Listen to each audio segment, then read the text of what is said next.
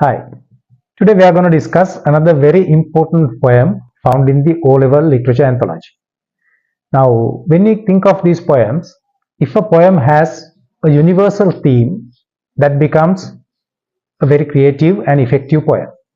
You know what? I hope you know what a universal theme means. That means the theme is applicable to any country, any society.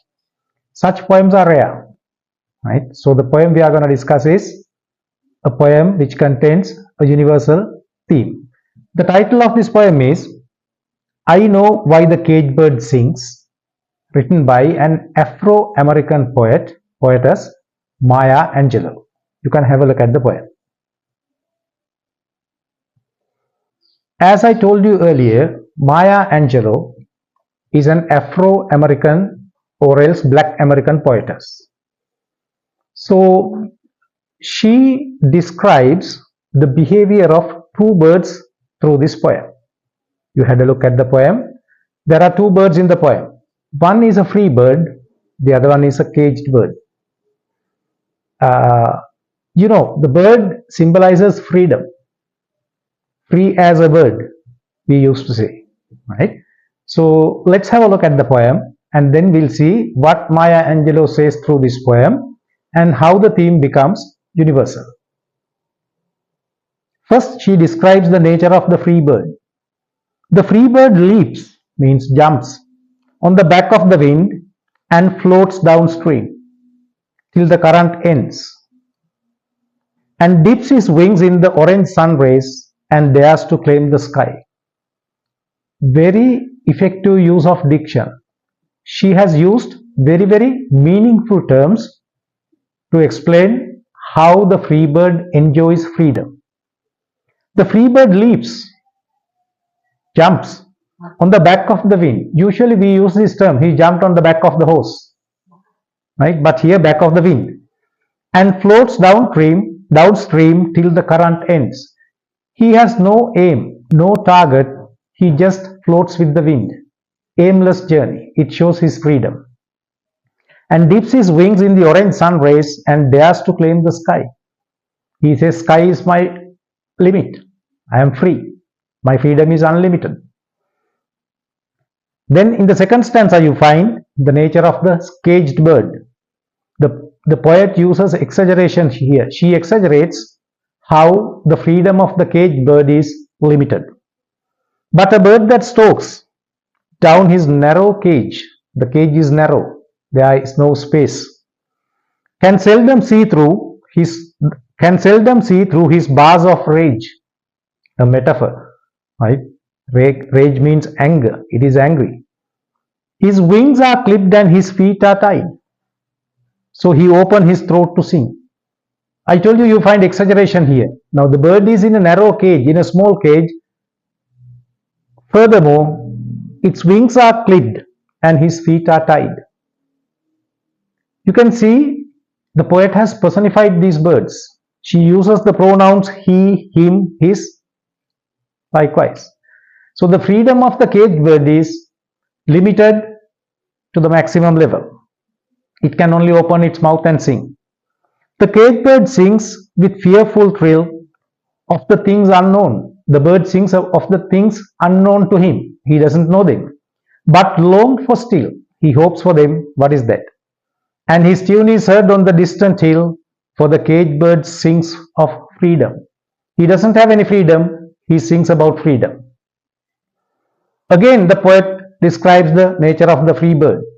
The free bird thinks of another breeze, and the trade winds soft through the sighing trees. Trees are personified, sighing trees, the wind blows through the trees. And fat worms waiting on a dawn-bright lawn, and he named the sky his own. So the caged free bird, he can fly anywhere he likes and can eat what he likes, fat worms on the lawn. But the caged bird can eat only what is given to him, right? He cannot go out and find the food he prefers to eat. A caged bird stands on the grave of dreams, another metaphor. Grave of dreams, its dreams are buried. Its desires, hopes are buried. His shadow shouts on a nightmare scream, his wings are clipped and his feet are tied. So he opens his throat to sing. He sings about the things unknown to him. The cage bird sings with a fearful thrill of things unknown but longed for still. And his tune is heard on the distant hill, for the cage bird sings of freedom. Right? It can only sing, it sings about freedom. So, through the behavior of these two birds, Maya Angelou highlights a prevailing problem here in society.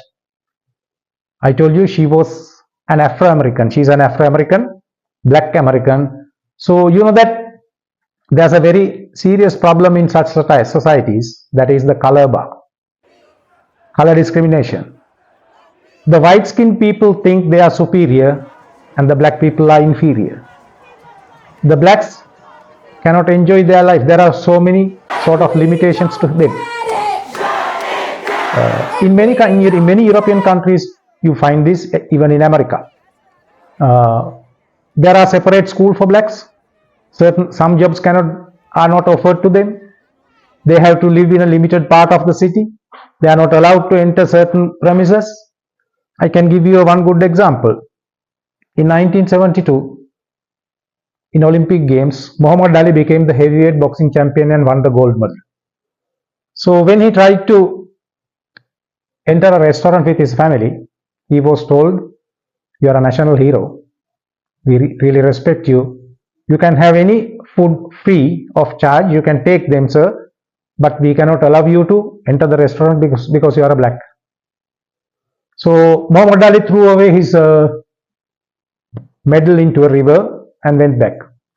Later, in his later life, in 2002, as far as I can remember, he was offered another medal. But you can see he became a national hero, but he was not allowed to enter a restaurant because of the complexion of his skin. So likewise, now if you have read Cry Freedom, Steve Biko, he was killed because he entered a part of the city which only whites can go. It's an African story. It was translated to Sinhala by Sunil Madhav Prematilaka 101 Nidahasa. So they suffered a lot. And Maya Angelou, through this poem, highlights how the white people enjoy life and the blacks suffer, right? Same human beings. Because of the complexion, this barrier has arisen. Then at the beginning I told you this poem has a universal theme. Now in the second part we'll see how the theme becomes universal. So here in the poem we can see in the society there are two groups of people. One group enjoys life. The other group suffers the life. The reason is complexion, the color of the skin. So when you think of the other societies, you find the same thing. There are two groups in the society. One group enjoys life, the other group suffers life due to a particular reason. If you think of a local example, money is a factor which divides the society into two groups. In our society, we find people who enjoy their life because they are wealthy, they have money. The other group, they suffer because they don't have money, they are poor. Now, again, if we are to see a local example, right? Now, if you check the government hospitals for these especially cardiac surgeries, the patient, they have to wait in the waiting list.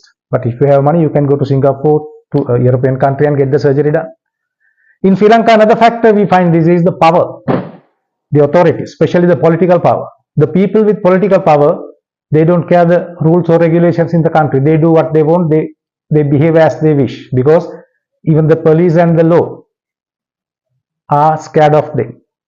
So when you think of different societies, there are different factors like this. In India, the caste divides the society into two groups. The high caste people, I mean like Brahmins, they enjoy their life, they have no rules. Whereas the lower class people, they have to suffer because of their caste. And if you think of certain, not all, certain Arabic countries, because of the gender, one group suffers, the female especially. Now their rights are violated, their freedom is limited, they are not allowed to study, they are not allowed to dress as they like, right? So when you think of any society, you find this feature. There are two groups. One group is very free, they enjoy life due to a particular reason. The other group, they suffer because of the same reason. The reason could be wealth, power, gender, perhaps race or religion, right? So although Maya Angelou wrote this poem thinking of her society, intentionally or unintentionally, she has made this poem a universal poem. It is applicable to any society in the world. So read it again and see whether you can agree with me or not. Thank you.